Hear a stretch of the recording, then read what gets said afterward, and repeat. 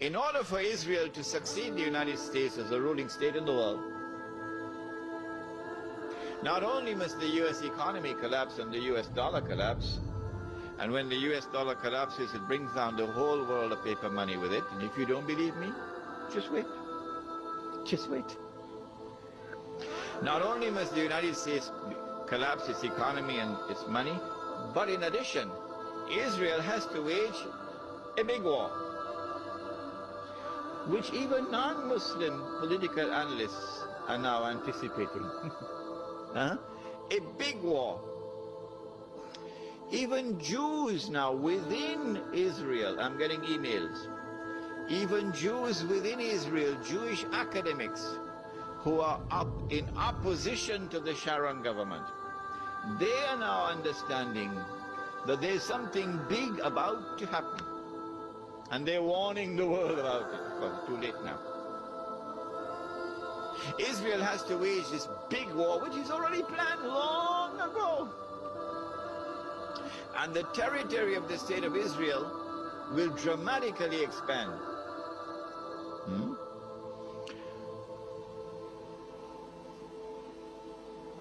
And the Palestinian problem will be solved because they'll be exported out. That is the massive human rights crime that the Israeli academics are now anticipating and warning the world about. But in addition, in order for Israel to become the ruling state in the world, not only must she take control of all of this territory, she must also control the oil of the Middle East. Saudi oil, Iraqi oil, Kuwaiti oil, Gulf oil. But I don't see Israel taking Iranian oil. No, and you'd want to ask me why. Yes, you'd want to ask me why. In the question and answer session, not now. I don't see Israel touching the Iranian oil. Now that's going to be a very, very important event in world affairs. If Israel takes control of this oil, Israel will have her hands on the throat of the world. Not so much Britain and the United States, because Britain has North Sea oil.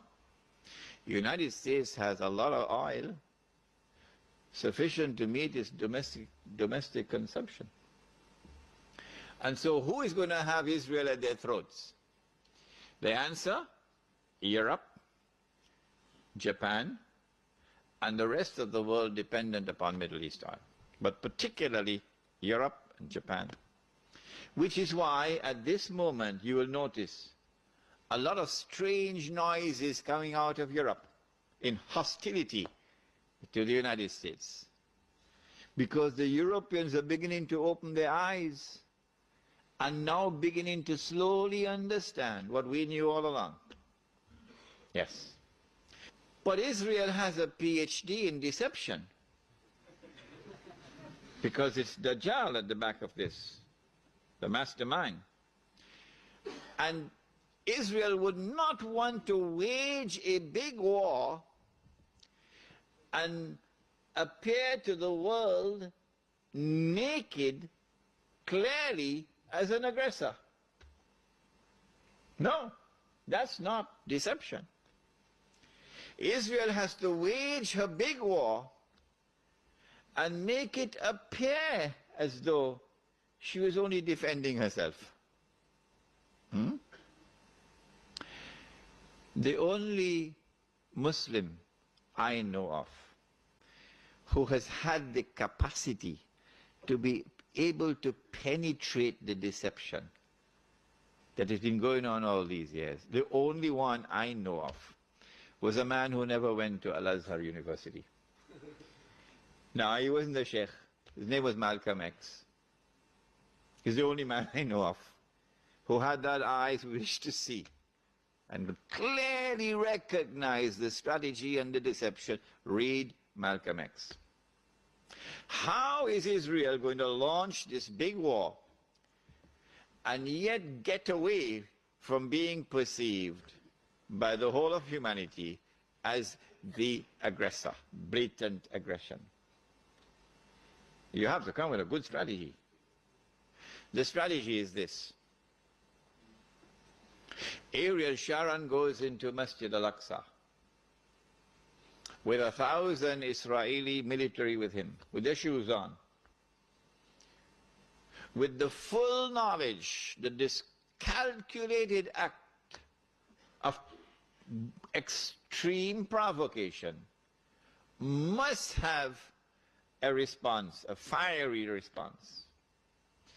And as the flames of the new intifada emerge, you must keep it burning by committing upon the Palestinian people more and more atrocities that drive them into a greater and greater rage. This is planning. This is strategy. This is not happening by accident. As Israel unleashes this barbaric oppression upon the Palestinian people, you must have a television station which you plant amongst them, which will cover this, that your Egyptian television would not cover, and your Jordanian government would not allow on Jordanian television, so you create something called Al Jazeera. And the Arab masses believe Al Jazeera is their station. This is the only place in the world we can get authentic information, Al Jazeera. So Al Jazeera is now used to portray all the atrocities. And so around the Arab world, the masses only have to tune into Al Jazeera and they know what's happening. And so the Arab masses become more and more angry, more and more enraged. And guess who begins to tremble now? The governments which are pro-American. The governments which have entered into peace treaties with Israel. These are the ones who are now trembling because their people are becoming more and more enraged. Israel has to judge the temperature on the ground in the Arab world. And because Israel has a strategic military alliance with the United States of America, it is when Israel judges the temperature to be hot enough, only then will Israel give the go-ahead to the United States to attack Iraq. Only then. And you have to inform the whole world in advance that you're going to attack Iraq. So the masses must be expecting it. Why? So that when the United States attacks Iraq, you would have the kind of spontaneous outburst from the Arab masses that you want. That they will take to the streets in massive demonstrations. The kind which brought down Zulfikar Ali Bhutto in Pakistan. They tested this formula. They tested this formula because they were actively involved in all that drama in Iran. Oh yes. Without in any way being uncharitable or lessening in any way my appreciation and my respect and the honor which I have for those who led the Iranian Revolution. I have to admit that in addition to their sincere efforts and their struggle against the oppression of the Shah, that there were also others that worked to help them without their even knowing it. So they have finessed this methodology of how to bring the masses out onto the streets. And this is what is about to occur. As the masses go out onto the street,